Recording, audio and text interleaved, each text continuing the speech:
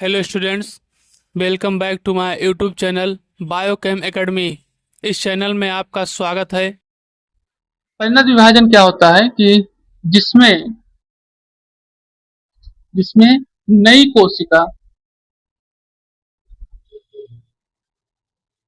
में नई कोशिका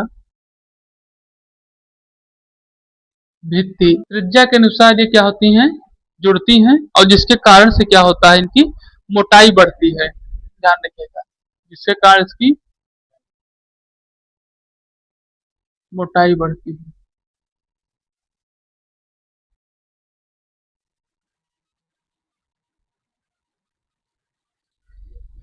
ठीक, ये चीज बताई जाती है परिणत विभाजन के बारे में। क्या बताया जाता है कि इसमें नई कोशिकाएं कोशिका भित्ति किसी अंग या ऊतक की सतह के समांतर बनती हैं। परिणत विभाजन जो होता है, ठीक है, बनती हैं।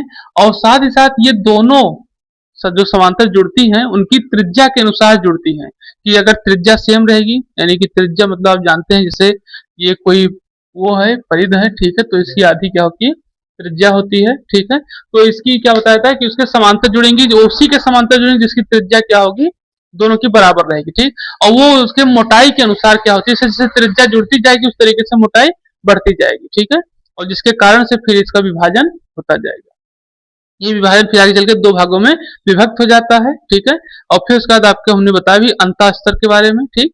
तो इस तरीके से क्या होते हैं, ये कार्य करते हैं। ये हो गया आपका परिणत विभाजन।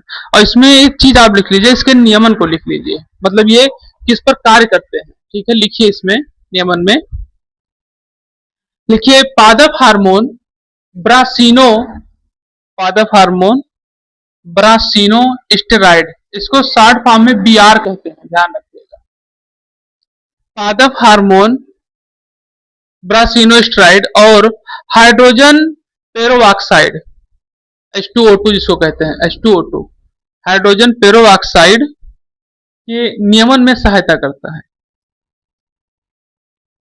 लिखिए इसमें पराग कोश में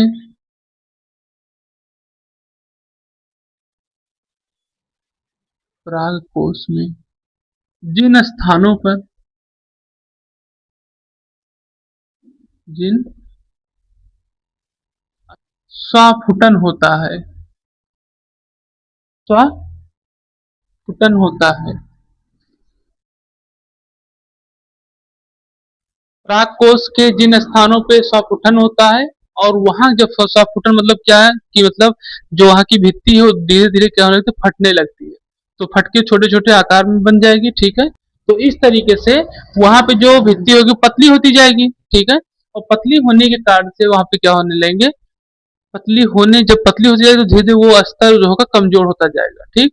और उसी को एक तरीके से रंध्रक के रूप में बताया था। और वही रंध्रक आगे चल के आप देखेंगे कि पत्तियों में रंध्र के रूप में वो कार्य करते हैं, जो कि आसानी से खुल जाते हैं और आसानी से बंद हो जाते हैं। हेडिंग डालिए टेपिटम। टेपिटम क्या होता है इसको समझेंगे हम लोग, ठीक। 1 से 5 भित्ति वाली कोशिका मध्य स्तर बनाए तो सबसे नीचे वाली स्तर क्या बनाती है, टेपिटम बनाती है, ठीक। अब हम लोग जानेंगे, ये होगा आपका टेपिटम के बारे में, ठीक है। क्या होता है, पराग कोश की एक कोश की अंतःभित्ति होती है, ठीक है। और ये अंतः स्तर के नीचे वाले 1 से 5 भित्ति कोशिका के मध्य स्तर तथा सबसे नीचे वाली जो व्यवस्था है उसको क्या कहते हैं, वो टेप्टम बनाती है, ठीक है। अब हम लोग टेप्टम के कार्य को जानेंगे, ठीक, कि टेप्टम का कार्य क्या होता है, ये किस तरीके से अंतः भित्ति जो होती है उसको किस तरीके से सपोर्ट करती है, ठीक। हम इन सब चीजों के बारे में क्या करेंगे, अब समझेंगे, ठीक है। तो इसको आप नोट करिए, इसमें कुछ पूछना हो तो बताइए, नहीं तो फिर उसके कार्य के बारे में शुरू करें। टेपिटम होता यही है, ठीक है, जो कि एक तरीके से जो एक कोशिकीय अंतःभित्ति होती है उसी के निचले स्तर पर क्या होते हैं, पाए जाते हैं। आज हम लोग शुरू करने वाले हैं टेप्टम के बारे में। टेप्टम के बारे में कुछ हम लोग पढ़े थे और आज उसके कार्य के बारे में पढ़ेंगे कि टेप्टम के कार्य क्या होते हैं और ये किस तरीके से महत्वपूर्ण कार्य करते हैं प्लांट के लिए, ठीक है। चलिए देखते हैं। यहाँ बताया जाता है कि टेप्टम के कारण बताया जाता है कि ये कोशिकाएं एक तरीके से स्रावी ग्रंथनाली और साथ साथ प्लाज्मोडियल प्रकार की होती हैं, ठीक है। यहाँ आपको बताया जाता है कि ये कोशिकाएं जो होती है स्रावी प्रकार की होती हैं, ठीक है। ऐसी व्यवस्था जिनमें क्या हो सकते हैं, किसी भी प्रकार के द्रव्य प्रवाह मतलब एक तरीके से स्राव में चल सके, किसी भी प्रकार के जो द्रव हो, इस तरीके से क्या हो सके, स्राव में चल सके। और साथ साथ एक ग्रंथिल भी होती है। ग्रंथिल मतलब कि इनमें परत दर परत छोटी छोटी से ग्रंथ की तरीके से नसें पाई जाती हैं। आपने देखा होगा बहुत से ऐसे प्लांट होते हैं, मतलब इस तरीके की व्यवस्था में, मतलब जैसे आप देखें अमरबेला को या रात रानी को, प्लांट को देखें तो पेड़ की तरीके से नहीं, वो एक झाल की तरीके से तैयार होती है। ठीक है, मतलब दूसरे पे चढ़ने का कार्य करती हैं। तो उनमें आप देखेंगे तो वो छोटी छोटी पतली पतली नसें पाई जाती हैं। ठीक है, जैसे आप देखेंगे कि कौन से प्लांट और आपको होता है, जैसे लौकी का पेड़ हो गया। ठीक है, वो लौकी के जो होती है अमरबेल की प्रकार के, ठीक है, वो सारी हो गई। तो ये बता रहे कि उसमें क्या होता है, एक तरीके से ग्रंथिल व्यवस्था होती है। और साथ ही साथ एक तरीके की प्लाज्मोडियल प्रकार होती है। इसको भी हम लोग समझेंगे कि प्लाज्मोडियल होता क्या है। ठीक है, अगला टॉपिक आपका यही रहेगा। प्लाज्मोडियल प्रकार की होती है। फिर बता दें कि प्लाज्मोडियल प्रकार की कोशिकाएं आर्य भित्ति टूटकर जीव द्रव को परागकक्ष में छोड़ देती हैं। अब ये क्या करती हैं, इनका कार्य क्या है, इनका भी कुछ कार्य होता है। इनका कार्य क्या होता है कि जो आर्य भित्ति होती है, ठीक है, आर्य भित्ति ऐसी भित्ति होती है जो कि एक भित्ति दूसरे भित्ति से क्या होती है, जुड़ी रहती है। तो बता दें कि आर्य भित्ति टूटकर जीव द्रव के पराग कक्ष में क्या कर देती है, छोड़ देती है। और फिर इनका क्या महत्वपूर्ण कार्य होता है, ये एक तरीके से पोषण का भी कार्य करती है, पराग भित्ति के निर्माण में भी इनका कार्य होता है। और इनका सबसे महत्वपूर्ण जो कार्य होता है कि यह पराग की उर्वरकता के लिए अत्यंत महत्वपूर्ण होती है। क्योंकि अगर टेपिटम की ग्रंथि में खराबी आ जाएगी तो जो प्लांट होंगे वो एक तरीके से नर जो हो जाएगा, क्या हो जाएगा, बांझपन हो जाएगा। मतलब उसके अंदर एक तरीके से हार्मोन्स जो होंगे वो ग्रोथ नहीं कर पाएंगे, जिसके कारण से वो जो प्लांट होगा या तो एक तरीके से बौना हो जाएगा, या एक तरीके से फूलों को नहीं निकाल पाएगा, मतलब एक तरीके से विकसित नहीं हो पाएगा। जैसे आप समझ सकते हैं ना कि नर एक तरीके से जब बांझपा हो जाएगा तो अपनी जनरेशन को या किसी भी तरीके से व्यवस्था को आगे बढ़ा नहीं सकता। ठीक, तो ये आपको बताया था टेप्टम के कार्य के बारे में। अब इसमें कुछ चीजें जो दी गई हैं आपको, इससे प्लाज्मोडियल दिया गया है, इसको भी हम लोग समझेंगे क्या होता है। ठीक है, और सारी चीजें तो इसमें आपको बताई जा चुकी है। ठीक है, आप इसको नोट कर लीजिए।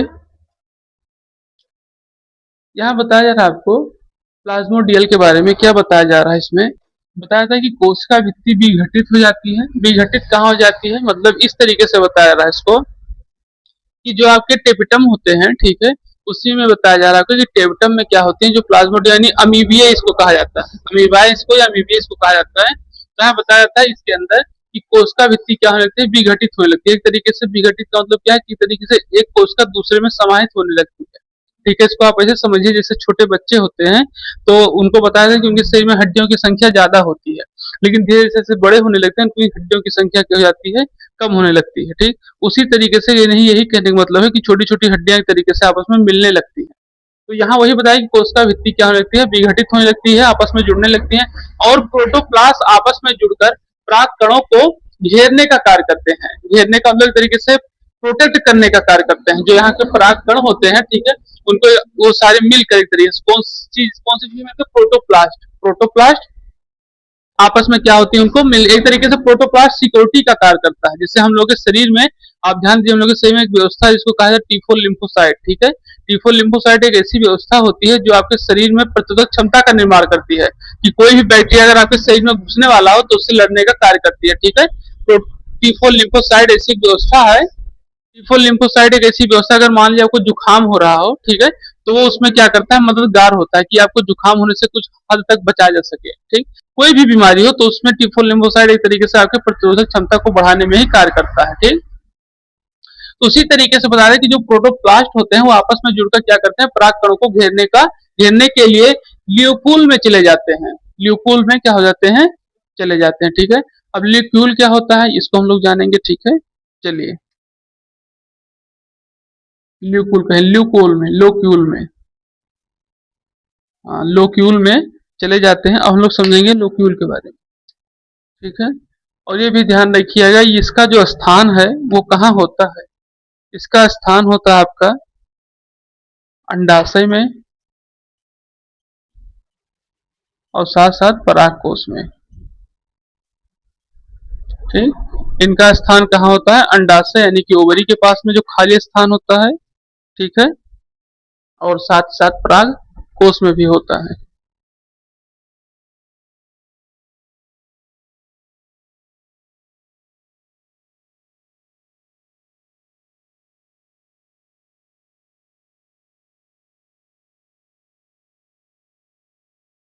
कि प्रोटोप्लास्ट आपस में जुड़कर क्या करते हैं, परागकणों को घेरने के लिए लोक्यूल में चले जाते हैं। अब लोक्यूल क्या है, आप समझ गए होंगे ना कि लोक्यूल एक ऐसी व्यवस्था है जो पेड़ पौधों में छोटी खाली स्थान की जगह पाई जाती है। ठीक है, तो खाली स्थान जो कोई जगह रहेगी तो उसको भरने का कार्य तरीका, और खाली स्थान जगह होती कहाँ पे है, या तो अंडाशय के पास होगी या तो फिर परागकोश के पास होगी।